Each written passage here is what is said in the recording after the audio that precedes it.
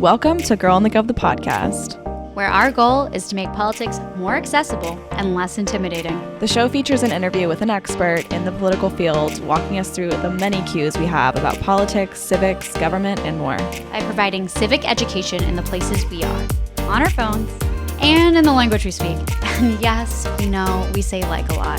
It's kind of the point, because politics needed a rebrand. Welcome back to Girl in the Gov, the podcast. Happy Wednesday. Whoop, whoop, Trump whoop. is in trouble. Aww, I feel so badly. Poor guy. Do you get tarot card readers on your TikTok For You page ever? Every once in a while, but then it like really wigs me out. So I don't even listen. I'm so into it. Like every time I'm like Birthday. hoping it's about me. And you know when they're like something you've been manifesting is like really coming to fruition. Mm-hmm. Why do I feel like it's the Trump in jail saga that I've been manifesting forever, that like these tarot card readers are now like, it's coming, it's around the corner, keep looking for those angel numbers, and here we are. I mean, maybe, however, if you could like please add to your manifesting list White House Correspondents' Dinner, that's our goal for next year. Yeah. And also going to the congressional baseball game that we forgot about and is literally this week. So just I also saw they're doing a soccer game or something, or they're doing something with professional soccer. Yeah. We need to go to that too. I know. Look, our event roster really needs to get boosted. We need to fight ourselves in DC at some point, but Trump needs to find himself behind bars. And I am just so glad that your manifesting is working. I think it's working. Thank you. And honestly, I feel like shout out to the psychics and the tarot card readers on TikTok who have just been pointing me in the right direction. Literally. No idea. It's crazy. I also will say that the picture of the document in the bathroom was like the perfect cherry on top. Like at first, like honestly, your like I follow story of destroying the design of that bathroom. Oh my God. It's so horrendous. Just like seeing the inside of his home, I'm like, you are not well. Like I have no words. It's just absolute heinousness. It's so bad. And one thing I did realize, or I have this thought and a theory about, is that the tub in that bathroom, like it's not a shower. It's just like a jacuzzi or a tub. Because I was like, why is there a window above it that's like a high cut? And then I was trying to figure out why the shower curtain was at such a weird height, especially in contrast to the chandelier. And so that is my theory. It is not really a shower. It is a jacuzzi. And they put that up for privacy, or they were also separating documents. I also would just like to say I'm very concerned about the mildew and the sharticles in that bathroom with the classified documents. You did not just say sharticles. I my God. Like binging. I know. Look, I couldn't get myself to do it on a TikTok. Like it really was like, this is not safe space. I was binging Queer Eye and JVM's talking about like the best show. I've been crying at that show lately. So good. It's so good. It's so like get any better. So it's just so good. Yeah, it's obsessed. The way I would do anything to be any and all of their friends. Like I would do anything. We should tell the tarot card readers, get on this. We're trying to manifest that. Other niche like TikTok reference. Have you ever seen like any of the videos where someone will like go and look up like kind of weird Airbnbs like in the middle of nowhere? Or like Zillow listings or something, and they'll like find these houses that are like really like kind of creepy and weird. Like they'll have like these weird basements and nooks and crannies in the house that you're like, what the fuck are these for? Like it almost seems like it's like culty, or they're like literally kidnapping people and putting them in places, and like they're all on these Zillow listings. Super niche reference, but I don't know why like that type of aesthetic is like what I thought of when I saw Into Trump's Home. No, I actually do know the niche TikTok that you're on. It pops up in ours a little bit. I kind of pass it, but I see it every once in a while. Yeah. And I couldn't agree more. Like the weird placement of things, the like overly shiny and attempts at being opulent, like still like missing design wise, like again, weird shapes, like 1,000%. That is so accurate. Oh my God. Yeah, okay, but it's just like nothing seems to like look right. Like what I saw when I saw into his home, it's like you're trying to like design this and make it into a home, but it's just not hitting the mark. And it's like, why are there No. chandeliers in your bathroom? See, here's the Why? thing. I will make a note on the chandeliers in a bathroom. I'm not necessarily opposed. It's not my style. I've seen It's like a chandeliers massive in bathroom that's like right. luxurious and Done gorgeous. and well. Sure. I just don't want anyone listening that happens to have a chandelier in their bathroom to panic. Okay, like it's gonna be okay. It doesn't mean it's like a But no. this like It's looked like a just guest bathroom or like a half bath. Like, why is there a chandelier? totally. And then I know a lot of the pictures that got cut up, but there was like little similar like light fixtures, like wall mounts above the toilet. Yep.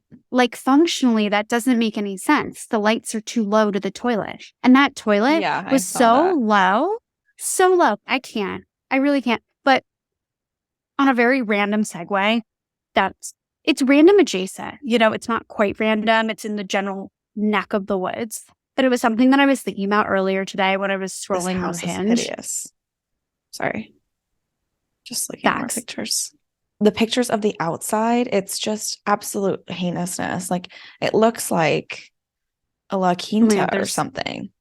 Like the gate. Like it also reminds me of like Neverland or whatever the fuck Michael Jackson's weird, like creepy house was. It's not a movie. No, his Yeah. weird thing. Like It is that. a weird gate. It's like something about the look. It just makes me feel so icky. I agree.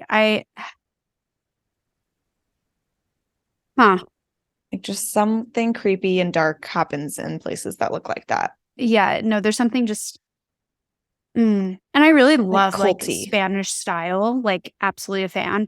With the That. ambiance, the vibe, something is just very off.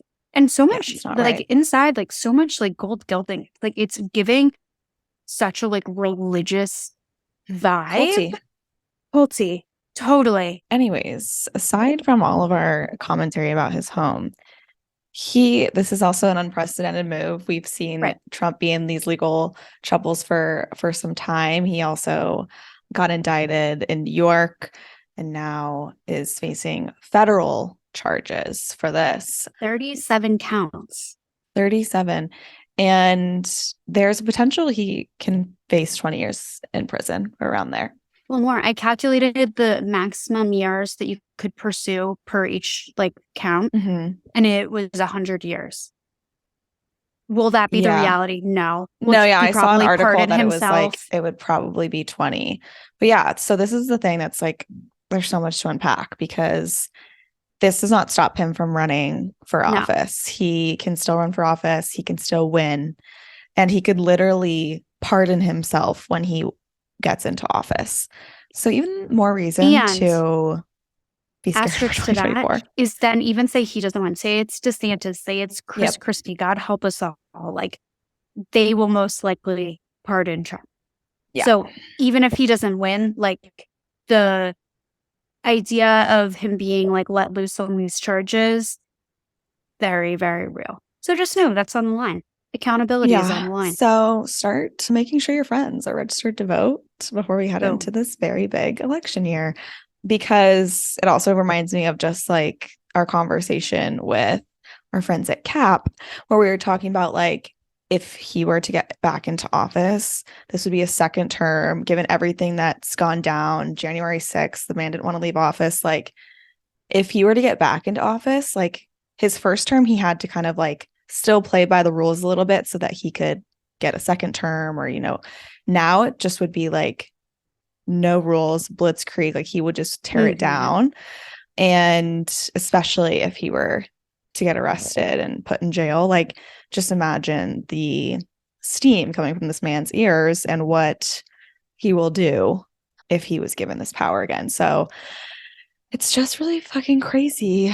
More unprecedented times, folks. Totally. But like, just think nothing we're not used to.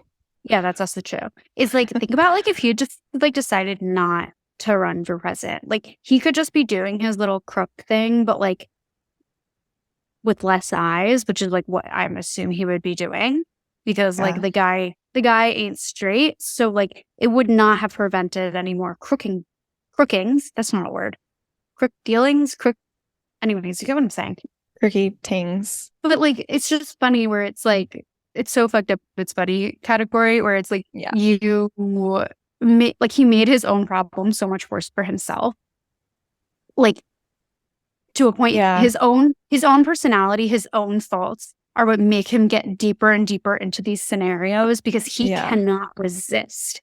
But I also think he's like realized what, like, think about this power that he holds. Like, even though like most people don't like him, even the people in his own party, he still holds so much power over like everyone in the Republican Party because of this base that he's created and this like influence he has over this group of people that is an important voter base for a lot of people in power, and the way that they just follow whatever he does. I think the power that he thought being president would give him like it exceeded his expectations. And he's like, totally, this is great. Like I'm untouchable at this point. Well, because he also has no shame too. So it's like it adds to the whole fire because at the end of the day, like he doesn't really give a shit. Like as much as he cares what other people think, he doesn't care at all. No, totally. Like, and that's why he loves it, because he's like, I have all these little like disciples essentially at this point who just follow me in whatever I do. And I'm sure there's even more to that that we don't even know, because who knows all the like other back dealings and shit that come with being the president of this country, like and all the kind of power that comes with that we don't see. But to even just see the way this Republican Party is like still so beholden to him, giving that to a narcissist is like got to be the most dangerous recipe on earth, you know? Not that there aren't tons of other narcissists in the Republican and the Democratic Party, to be honest, on both sides. But like, I think this week's dealings are like a great example of that, of basically like McCarthy not being able to like bring votes to the floor because the Freedom Caucus, aka the crazy wackadoos in our eyes on the Republican side that are like Trump's little disciples, have been like holding everything hostage for them. Yeah. Well, we also have a really, really, really great episode today. An incredible conversation. Samantha, I'll give the deets. I'll give the intro. So today, aka this week, our episode is with Nebraska State Senator Megan Hunt. You might have seen her on social media as Nebraska Megan, because literally when I wanted to intro her, I was about to be like, Nebraska Megan, welcome. Because like, it's so weird how social media these days like really does that to you, where you're like, wait, I like don't People know. Call us girls in the govs. Girls in the govs. Girls and gums. The girls in the govs are here. For such a simple name that we have, the amount of mess ups that we get to our name, and they're not like poorly men. Girls and the gov. Girl and gov. Girls and gov. Gov girls. Gov girls.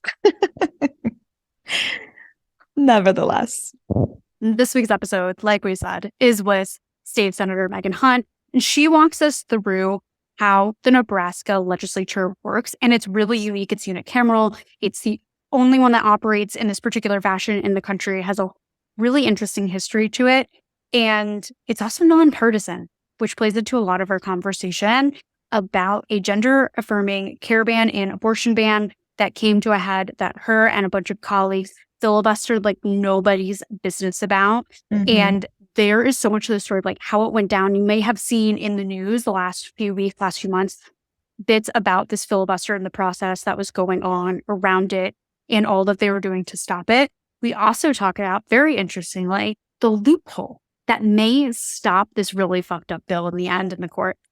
So to find out what that loophole is and how politics really happens in the loophole, you're going to have to listen. So without further ado, here is State Senator Megan Hunt. All right. We are so excited to have you on the show. Guys, we have Nebraska State Senator Megan Hunt on the show today. We are beyond excited. We have been dying to get you on the show for a while. So this is an honor. Welcome, welcome, welcome. That's really nice of you to say. I'm happy to be here, guys. Thank you. Of course. Oh my God. Well, we have so much to talk about. So many different rabbit holes. We got to talk about Nebraska politics as a whole. We've got to talk about gender affirming care, so many things. But let's start it off with walking through your political journey a little bit. How'd you get into politics? How do you decide, like, I'm going to run for office? Like, let's do this thing. Okay, I never wanted any of this to happen. I feel like I just kept getting into different messes and now I'm here and I don't know Like, how I this did not happened, ask but for this. exactly. It's like, why me? But my background is really in entrepreneurship and activism. I've been a business owner in my district for about 20 years, and it's all in retail. Like I owned a clothing store for about 10 years, and I was a bridal designer. I was a dress designer for a while, which is another life. And Hmm. today I own a stationery store. So my background is like shop girl, basically. And Love it. working with people in my neighborhood and in my community to try to use the platform I have as a small business to sort of support the causes that matter to me. So, long story short, I guess how it started for me was in 2015, which sounds like forever ago now, but Omaha Public Schools, where I live in Omaha, Nebraska, they were working on updating their comprehensive sex education. And at the time, their sex education curriculum hadn't been updated since 1971. Oh, So wow. there were a lot of kids that were getting the same sex ed that their grandparents had gotten. And we also had some of the highest rates of STDs and STIs in the entire country. So I was just part of a group that knew maybe if we gave kids age appropriate, research based, medically accurate sex education, we could solve a lot of these public health problems that we have. And we ended up doing it. And, I was just working on that as an advocate and as a public school parent and as a concerned person in the neighborhood. And I started to realize that people were seeing me maybe not just as a business leader, but maybe as a political leader. So one thing led to another. I decided to give it a go. And I just got reelected by a landslide in 2022. Yeah. Incredible. So interesting. And it's, hearing everyone's stories of how they get into politics is always so interesting. But like, I feel like that's one we haven't heard yet, but like, is awesome. It's just like seeing a problem and becoming really Yeah. passionate about fixing a problem. And then it turned out that this is the platform you have to get on to Yeah. like It's take the a leadership tool. role in fixing that. Yeah, exactly. That's something I always like say too. I'm like, as much as people you can say you don't like politics or you don't agree with that government, blah, blah, blah, the complaints, like it is the best vehicle to get change. And so it's just like working at chipping away at some of the problems to get where you need to be is the way to go in my eyes. But we're super curious too. We've been doing some deep dives into various states and we want to talk about Nebraska today, obviously. So we first want to kind of get a feel for the landscape, the political landscape, and understand kind of where it lands on the political spectrum. Is it more red? Is it blue? Is it purple? Can you give us that kind of breakdown of what Nebraska looks like these days politically? Well, Nebraska is a conservative state, just as you would kind of suspect stereotypically. You're right, it's a conservative state, but it's a very unique state politically because we are the only state in the country that has an officially nonpartisan legislature. So we don't have any official party membership in our state house. We don't have any majority minority leaders. We don't have any caucuses. And we also have the only one house legislature in the country. So we don't have a House and a Senate, we just have one legislature. We also have the smallest legislature in the country with just 49 members who are state senators. So I'm a member of a 49 member group of legislators, of lawmakers in Nebraska, and none of us have any official party affiliation. So, of course, people are certainly ideological. We all have different views along the spectrum of ideology in politics, but we tend to kind of vote based on issue, not based on party. So you'll see a lot of Democrats opposing gun restriction bills. You'll see a lot of Republicans who are supporting reproductive rights bills. You see a little bit more crossover than you would normally see in other states. That has typically been the case here in Nebraska. And that's something we're really proud of, is that independent spirit that we have in our politics. Yeah, I was curious with that nonpartisan end of things, if it gets confusing for voters. Like I know in like other states, like trying to do research a lot of times on like nonpartisan candidates, a lot of them being local state judicial, it can be really hard to sort of understand where someone stands. Doesn't mean that there shouldn't be more clarity in how that person's positioning themselves, obviously, but there seems to be a lot of times less of a way to find information out. And so I'm curious if like it comes into campaigning at all, if it feels unclear to people, or is it pretty obvious if you go to like someone that's running for office in Nebraska, like their website, and you see their issues, you're like, okay, like I really understand sort of where they're at. I do think it's pretty obvious. Okay. And also, the parties like the GOP and the Democratic Party do back candidates, but we don't have any official membership once we're elected. And on the ballot, it's all nonpartisan. So you don't see people's party registration on the ballot, but the state parties at the state and local level do get involved in races. And in Nebraska, at the state and local level, we have a lot of retail politics.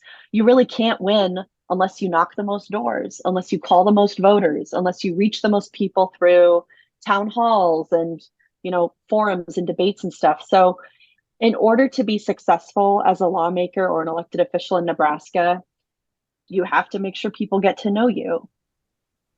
Totally. And just to like hop it back for a second in terms of those issues that might make it pretty obvious for people as to where people stand, what are the issues generally that Nebraskans are laser focused on? Like, what is like, if you talk to, a small sample of Nebraskans, like, what are they all going to say? Like, we care about this. I think in Nebraska, so I'll base this off of my own campaigning. In my last campaign, we knocked about 22,000 doors. And the top issues among my constituents are access to healthcare, support for public education, and kind of common sense lowering of the tax burden on the middle class. I mean, we don't have a lot of different tax brackets in our state. And, we have billionaires in our state like Warren Buffett and the Ricketts family, and they're paying the same taxes that a middle income family's paying because we don't have a lot of tax brackets. So, I mean, that's a really boring way to say, just kind of lightening the burden on the middle class. And another asterisk I would add to that is my constituents, and I think people in Nebraska generally, really care a lot about decreasing the partisan divide in this country, not having our politics be like what we see in Congress and Washington. They just want common sense, good people elected who will lower their taxes and leave them alone, basically. Yeah, totally. That makes sense, especially in a state like Nebraska. But that makes us want to get into our I Have a Stupid Question segment a little bit, just because we want to get into like kind of how the Nebraska state legislature legislates. And you mentioned a little bit that there are some unique qualities of Nebraska politics, one of them being a unicameral legislature. So you kind of mentioned this earlier, but can you explain like how that works? Sure. So we have a one-house legislature. In every other state, the House or the Senate passes a bill, and then it goes to the other chamber, and they either change it and send it back, or they pass it as well. And in Nebraska, we don't have that. We are the only lawmaking entity in the state, basically. So we have the first 10 days of each legislative session to introduce bills. In Nebraska, every single bill gets a public hearing, is guaranteed a public hearing. And there's also no limit on how many bills senators can introduce. So it's actually a very transparent and open process. Everything that gets introduced gets a hearing. People get to come in, give their feedback about the different things that we're trying to do. And then each bill has to go through 3 rounds of debate. And after that, it's sent to the governor, and they either sign it or veto it. So it's a really efficient way of lawmaking because it's just the 49 of us. And there's a lot of checks and balances that happen along the way with the public hearing, with the 3 rounds of debate. We can filibuster. We can use all kinds of procedural tools to stop debate or structure debate in a way that we see fit. And in Nebraska, we really say that the second house, we only have the one house government, but the second house is the people. And it's the opportunity for Nebraskans to come in and testify on bills, to be in the public gallery, to be in the rotunda, and make their voices heard about the stuff that we're doing. And they really do. That's amazing to hear, first of all, like really see that like civic engagement actually happening. And I'm curious what your thoughts are on this model in general. I did see, like doing some research, that there was a really big phase and push for going towards unicameral legislatures, and then it just like didn't seem to get past Nebraska. And it reminded me a little bit of like ranked choice voting in the way of like phases that people have with democratic reforms. And some of them can be like really great and some take off, and then some take off certain places, not everywhere. And I'm just kind of curious, like what your take on it is. Like, are you a fan? Would you rather be in a legislature where it's more, it's the two houses? What are your thoughts? I think that this type of legislative system, the unicameral legislature, it started in the 30s as a way to save money, honestly. Like that's why it happened in Nebraska is they thought it would save taxpayers a lot of money if they got rid of one of the houses. And, practically speaking, I'm sure that's right. It did save money. But the architect of the unicameral legislature, George Norris, who was a US senator from the state of Nebraska, he also predicted accurately that going to a unicameral legislature would decrease partisanship, that it would lower the temperature of the political rancor. If we had to be accountable to each other and to the constituents and the people of Nebraska, there would be less kind of manipulation through the political parties. And I think that's been true. And the reason it hasn't caught on in other states is simply because one house is not willing to vote themselves out of a job. It's hard to imagine a state where if they wanted to get rid of the House of Representatives, there would be political support for that, unless maybe it went on the ballot and it was up to the voters or something like that. I do like the system. I like that it's small. I like that it's really easy for me to get to know my colleagues personally and for them to get to know me. And I think it just results in better lawmaking. There are people who disagree. I mean, every single year we have a bill come up in the legislature to change our process to go to a two-house system, whatever. But there just isn't really a lot of broad support for that idea right now in Nebraska. Yeah, that makes sense. And it's like, I'm curious what some of the cons are in your eyes as well. And, thinking about having two houses and especially politically, obviously, this really all just comes down to like partisanship. But in a state like Nebraska, I'm sure both houses, if there were two, they would probably be red. But, and just looking at even our, federal government right now, like having this like kind of balance of power with the houses being held by separate parties that kind of allows maybe more representation. Like what in your eyes are some of the cons to having unicameral? Zero. In my eyes, there are zero. There is nothing that I would prefer about a two-house legislature. I think it's more backroom dealing. I think it's a lot less transparency. I think it's more costly. And I think, as you said, just increasing the partisan influence in what we do, that takes us further and further away from the people we represent. As a nonpartisan lawmaker in one house, like I've got 50,000 people I represent who are of all political backgrounds. And my seat's also not guaranteed to go to a progressive lawmaker. Like you really have to earn those votes. And, I'm obviously proud of the system we have here, and I'm obviously biased, but I really think it's ideal. It's great. You know where the only other unicameral legislature is? In the world?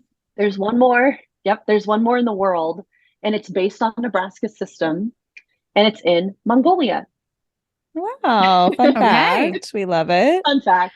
I will be whipping that out at parties, let me tell you, and making all of the friends. We love a fun fact. Like I cannot tell you how many parties I've been at, or how many situations where they're like, tell us a fun fact. And I'm like, I got nothing. Now I got something. Yeah. Nonpartisan unicameral. People are going to roll their eyes at you, Sam. Like, what a political They do nerd. anyway. Get her out of here. No, but it's got to be so much more efficient, too. I mean, just think about all the gridlock, like how, every state, but especially like our federal government works, having to go back and forth. And, this passes here, but then like it has no shot in the Senate. So it does a lot of things like don't even have a future because of how that system is set up. So again, like obviously depending on your own personal priorities of seeing things go through, like sometimes having that extra defense is nice. But at the end of the day, like, if the people vote in this group of people to represent, then you just kind of have to go with that. And having like one body that's just efficient like that has to be nice. And I'm curious, like, too, like what kind of the rates are of like legislation passed in like Nebraska versus other states that have the two houses. If there's like, has anyone broken that down? I know. I have a statistic that I just saw today. So this year we had 177 bills passed. 68 of the bills were introduced by progressives, and 38% of the bills passed were introduced by progressives, while we only make up 33% of the body. So it looks Yeah. like proportionately we've been a lot more effective, and we Yeah. got a lot of progressive things done. So yeah, and I think it's working for us. No, Love that's it. awesome. And I think it's just like so interesting to not only learn about the system, but see like ways that we can improve democracy. And this is definitely one to keep in mind. I am curious from like a very silly question perspective, why y'all do state senators as opposed to like state assembly or state delegates? Like, is there any like backstory as to like how you guys ended up being state senators versus any of the other names? I'm sure there's a backstory, Okay. and I probably have learned it and I forgot it. But if I had to guess, I'd say the architects of the system just thought senator sounded more impressive, so they thought they'd keep that one. Yeah. Well, I feel like if you have one I've body, I would been assume to, it'd be Senate versus like yeah, a it's a Senate. House, especially since there's less people. Yeah, it's fewer people. So in Nebraska, actually, this is the truth. In Nebraska, we kept the Senate and we abolished the House. And so that's why That the makes House had sense. more people and we got rid of that one and we kept the Senate. But I've been to so many conferences around the country and stuff in my capacity as a lawmaker. And, I'll be socializing, whatever, and somebody from some other state will be like, "Oh, who are you? What do you do? Oh, you're Senator Megan Hunt." And then someone's like, "Oh, but she's from Nebraska." So it's like senator doesn't like carry that weight with them. That's hilarious. Yeah, the ups Well, and Just downs because of we just have the one political, house. like, the jargon. yeah. Oh my God. Pettiness. Yeah. Yeah, totally. Well, another kind of unique part of how you guys legislate is that each bill can only have one subject. Can you kind of explain that situation and how that plays out? You guys have done some research. I love. So that's right. We have a provision in our Constitution saying that every bill we pass has to be confined to a single subject. That's been tested in the courts a couple times. Kind of the main bill that we had this year that I know you guys know about, and a lot of people around the country have heard about, is we passed a bill this year in Nebraska to ban healthcare for trans youth. And at the 11th hour, at the very last minute of the debate, somebody introduced an amendment to add a 12-week abortion ban into that same bill, and it ended up passing with it. So we're going to have upcoming court challenges in Nebraska because of our single subject rule saying, is this bill even constitutional in Nebraska since it deals with gender affirming care and LGBTQ issues and abortion and reproductive health care. And that's a fight that is going to be playing out in the courts in our state in the coming months. Totally. Well, I feel like politics always wins in the loopholes. So here's to praying that that loophole gets that turned around and also that, buys some time to make some change there. But I really was interested, like when I saw this rule and then was thinking about the bill that we're going to talk about a little bit more, and was like, how did that happen? But I am curious how this has been positive in terms of other legislation, in terms of trying to keep things like more streamlined or transparent, because that's what this felt like to me. I was like, oh my God, like, thank goodness. Like, if you're a constituent reading a bill, you like actually can understand like what the point is, like what is the end goal here. And I feel like so many, especially federal bills, are so layered. You're like, which direction do you look in first to try to understand what it's supposed to do? So I'm personally Yeah, and I feel like it loving feeds this. into the efficiency of it all too, of like just getting things passed, like not adding little, snippets into bills that just to pass to get things through Right. versus like let's make comprehensive legislation per subject. Well, you got that totally right. I mean, the people who designed the idea of the unicameral legislature and the different provisions that we have in our Constitution, like the single subject rule, all of these things are designed to make it easy for the average person to understand what we're doing. It's so that when people look at a bill, you can read what it's about and you can kind of know that that's basically all it's about. And it also helps a lot in court cases because when we're litigating the constitutionality of a bill or the effects that it's having on Nebraskans, on the people we serve, the clarity in statute around that is really helpful too. Totally. Well, there's another term that we wanted to ask about, and it's one that's really been like connected with your name in the last 2 months, and that is the filibuster. Can you explain to us what the filibuster is and how it works? In Nebraska, the way the filibuster works is not the same way as it works in Congress. So a lot of people say, I'm against the filibuster. We need to end the filibuster. And they're probably talking about the way they do it in the House and Senate in Congress. It's not the same way in Nebraska. In Nebraska, we actually have to keep talking and we have to talk about the subject matter of the bill. So in order to filibuster a bill in Nebraska, you can't just say, I have this many votes and therefore I declare filibuster. It doesn't work like that.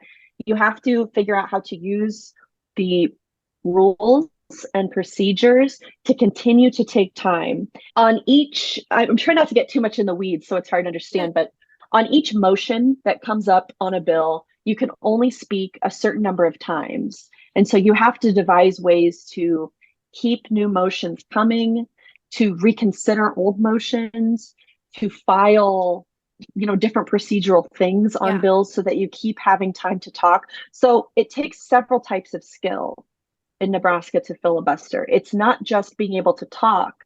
It's not just counting votes. It's also understanding the rules at a level where you can keep talking. You are filing the right things to be able to keep having time on the microphone, and you're foiling the people who are trying to stop you from doing that, because they can also use rules and procedures to stop you, and you have to kind of outsmart them. So it's really kind of a bit of rule craft and understanding the procedures behind the work we do, which we all agree to in the beginning of session. And so a lot of people who have opposed the filibuster and they don't like the time that we're taking on these bills, we can remind them that we're just playing according to the rules that all of us agreed to at the beginning of session. And it's not my fault that you don't know the rules as well as we do. Yeah, exactly. Well, let's bring in an example because, like Sam said, you have been famous lately for your filibustering efforts for a ban on gender affirming care and an abortion ban. So maybe in using that example in that context, kind of explain like what the behind the scenes looks like for doing something like that. It was a big effort, I know. So especially like again in the lens of how the Nebraska filibuster works specifically, like tell us how that all went down. So first, I must say that this has been a team effort. It's not all me.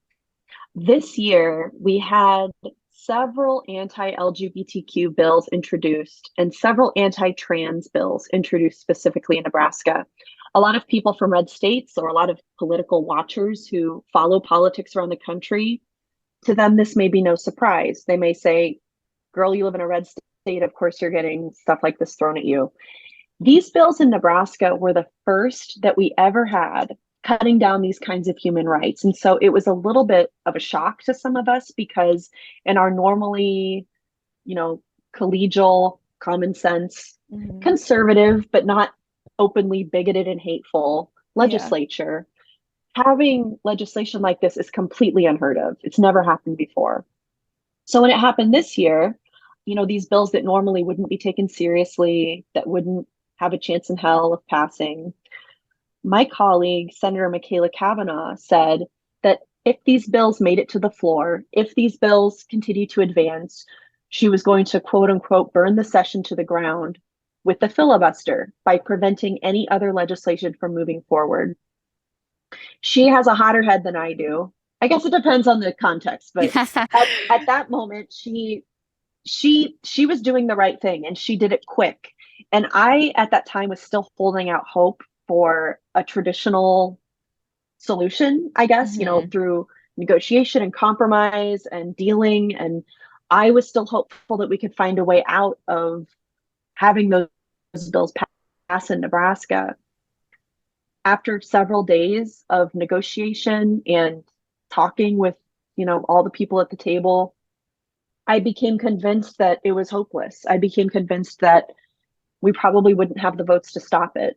And that for the first time, Nebraska was going to enter this kind of far-right, super Trumpian, super authoritarian space of anti-LGBTQ politics. And that's devastating. So that's when I decided I was going to join Senator Kavanaugh in the filibuster. I was going to help her take all the time and that we were going to team up together on it. That effort was mainly between she and I, but we had the support of many other senators who continued to help us negotiate, continued to try to keep relationships solid so we could get somewhere, so we could make it be less bad, potentially even. And she and I and another colleague of ours, John Frederickson, Senator Frederickson, I'm the first openly LGBTQ person elected in the legislature, and Senator Frederickson is the first gay man elected to the legislature. So we're our own little kind of LGBTQ caucus. And the two of us, along with Senator Michaela Kavanaugh, started a PAC called Don't Legislate Hate. And we are using donations from that PAC to support candidates in Nebraska and in other red states who are going to fight like we did to stop these anti-LGBTQ bills in legislatures. Love that. We will be sharing that with absolutely everyone under the sun because everyone needs to get involved in that cause for sure. And if that's not honestly like a silver lining coming out of this whole situation, I don't know what is, because it's an opportunity, of course, to build power. But that is quite wild of like how what has seemed like, again, like your words, like a more conservative legislature, more conservative state, fine, but then going towards like this deep level of hate and bigotry. And I'm curious too, like what you feel like pushed it in this direction. Like, is it the like national Trump atmosphere that has had this entire country like in a tizzy for the last however many years? Or like, is there something state specific? Like, I feel like it really has got to take like so much hate in your heart to like introduce any of this legislation. Seriously. I think for every individual senator that supported this bill, the reasons probably different. I mean, I think some of them are genuinely super far right and they're rejoicing and so happy that they finally crossed this Rubicon and they've made it to this place. They're probably very happy about that. For other senators, I think support for this legislation, this vote against healthcare for trans kids, I think it came genuinely out of a place of ignorance. It's not that they hate these kids. It's not that they want to take parents' rights away. It's that they don't know what they're fucking talking about. And they are not learning. You know, at this point, I don't have any sympathy for that, by the way. Let me be clear to you and your listeners. Like, I'm not saying that's a good reason. I'm saying that they're not learning and they're not willing to learn and they don't have an incentive to learn.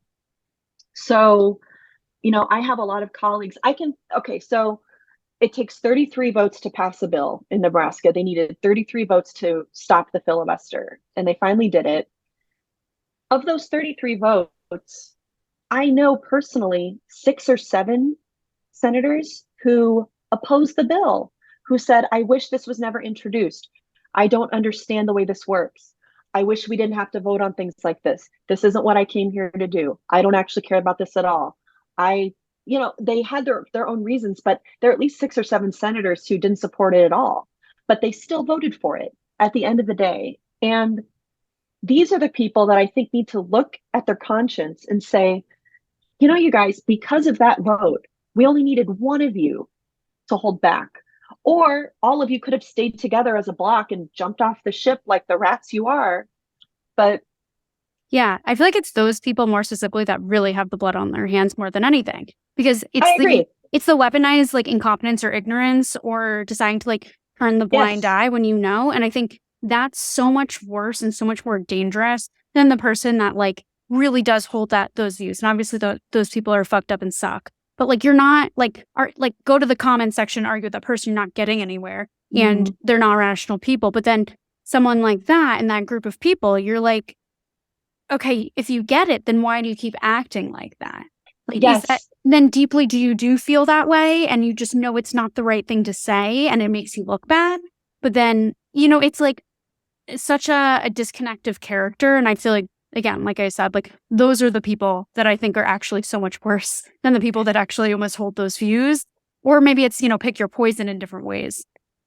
Yeah. And I never even had to think about that in real terms until this happened. And so, I mean, in a lot of ways, that reflects my privilege that, like, this is kind of the first intersection of marginalization that has affected my life in a really direct way. And that doesn't mean I don't care about other things, but of course, until something affects you personally or Right. someone you love, like, you just experience it differently. You just do.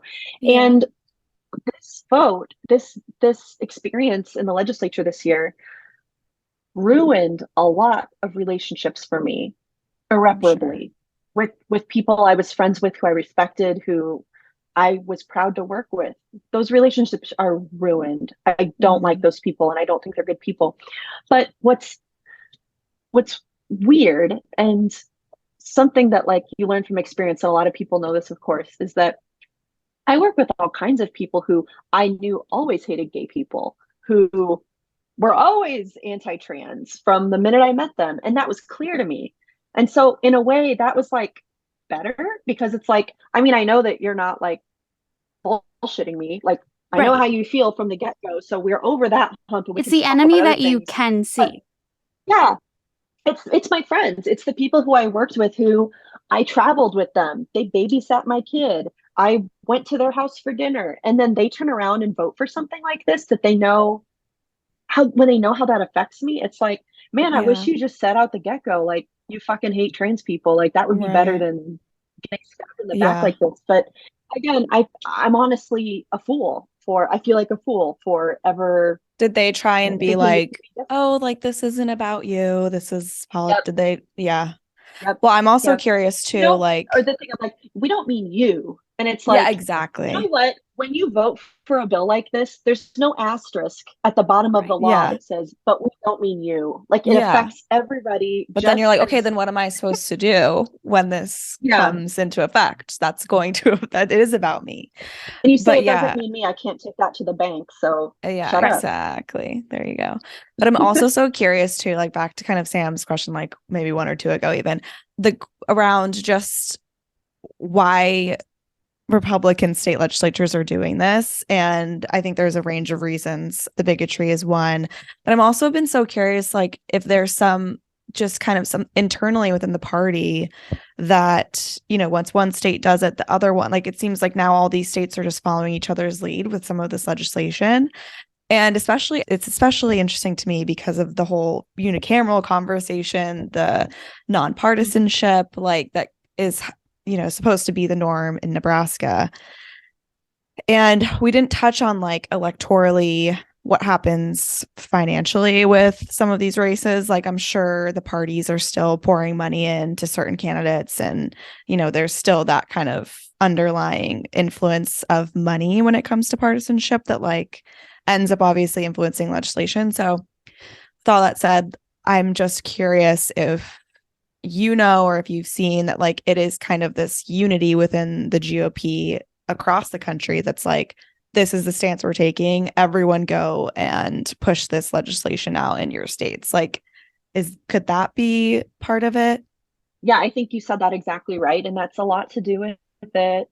And, it's not interesting for listeners to just hear me talk about Nebraska, because this is obviously part of a trend that's happening around the entire country. And what's depressing to me about how this is happening in Nebraska is I feel like we were kind of the last frontier for independent thought in legislatures, for this kind of libertarian, principled pride that lawmakers had in the work that we did, that we weren't just taking the GOP playbook, that we weren't just copying what every other conservative legislature was doing. And it's the same kind of tired playbook that we've seen in every civil rights and human rights fight in the last 100 years. It's the same thing we saw happening to the gay community in the 70s and 80s. People talking about grooming, people talking about the danger to kids, people talking about how it's a disease or a mental illness. And they're doing the same thing now to trans people. And the same with reproductive justice and reproductive health care. The way people are targeting, their pregnant neighbors who are going through difficult pregnancies, and people are now being, tried and prosecuted for the outcomes of their pregnancies that aren't even up to them. And, all of these things are not linked to good governance. They aren't linked to any kind of conservative principle of government staying out of your business, of small government, or Very fiscal hypocritical. responsibility or anything. It's all about control over people's bodies, authoritarianism, and who gets to have rights and who doesn't. Mm. Yeah. That the neighbor thing you just said just totally sparked a memory that was happening in my group chat earlier today. And we were talking about this woman that we went to school with back in the day. And she just had a child. And we were like, oh, like one of my friends was like, so weird. I didn't even know she was pregnant. Like I never saw any pictures. And I was like, yeah, because no one wants to post online that like, hey, I'm pregnant. Like, let me just have people follow my pregnancy because who knows who else then is involved in your pregnancy. And if something happens, now you have all these eyes on you and what happens next.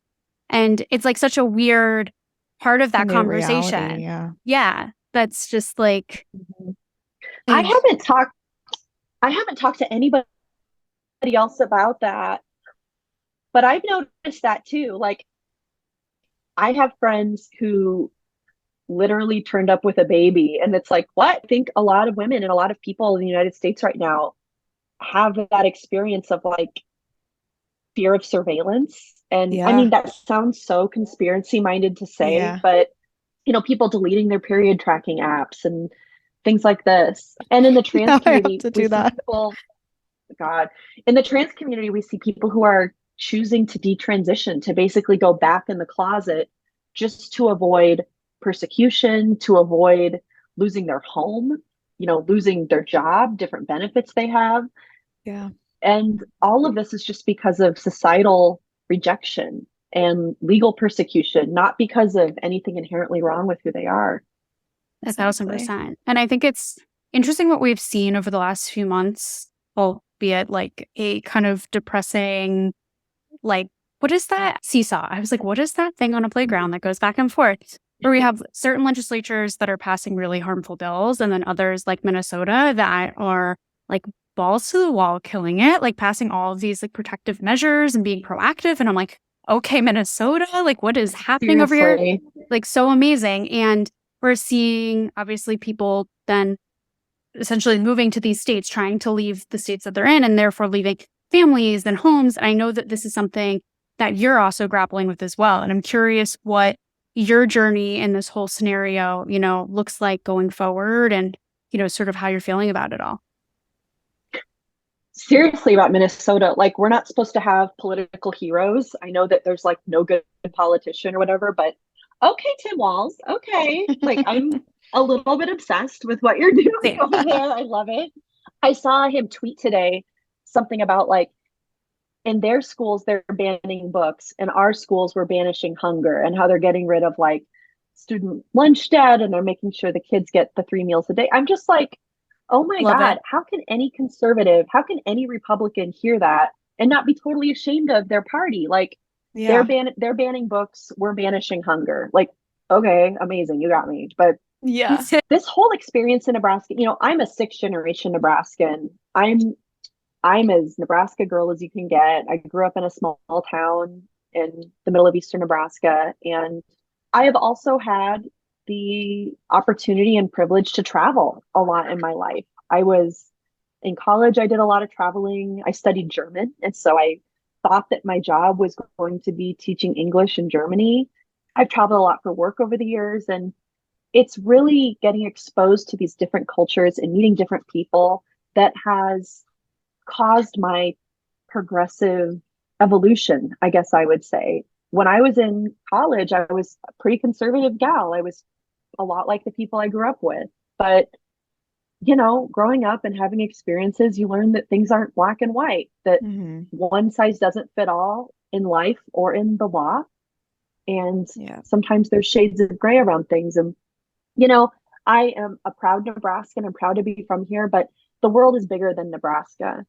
And I have a trans son. I'm a mom. I'm a single parent to my son who's 13, and he's fabulous. And since he came out, he's been doing amazing in school. He's been doing all kinds of activities and sports and has a ton of friends. And when I came out as bi in like 7th or 8th grade, I was so bullied. I was I had a horrible time in school. I felt like I had no friends. I struggled a lot with depression, and I experienced a lot of bullying. And I'm just so heartened that for my son, the experience is the complete opposite. Like, Yeah. he has tons of friends. He goes to, I mean, it's completely different from the upbringing, the experience I had in school growing up.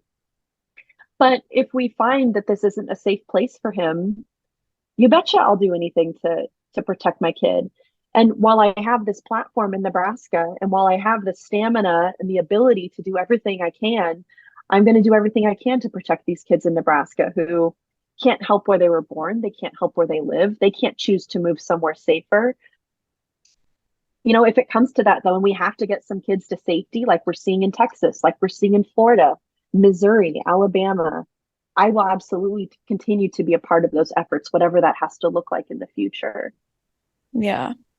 And that's the progress it should look like. Like you had your experience growing up and now seeing too this younger generation be more accepting. Like that's what we need more of. And yet we see all of these, very conservative legislators pushing back so hard on that and making it more difficult, which is really frustrating to see. But thank you for sharing. And thank you for an amazing interview. I feel like this was incredible. We touched so many things, like democratic reforms all the way down to the bans and the filibuster, the infamous filibuster. Well, I appreciate it. I would encourage everyone to follow me on everything. I'm Nebraska Megan on everything. If you just Google me, you'll find it. My PAC is Don't Legislate Hate.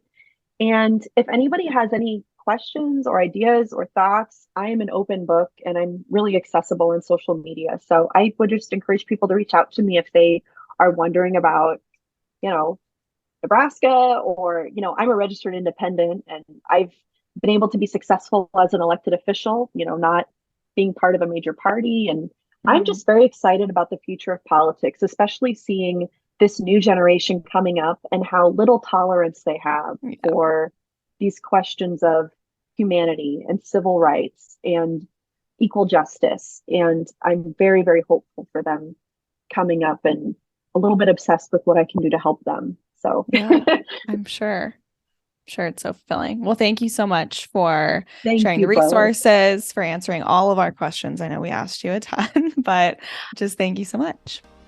Thank you too. Thanks.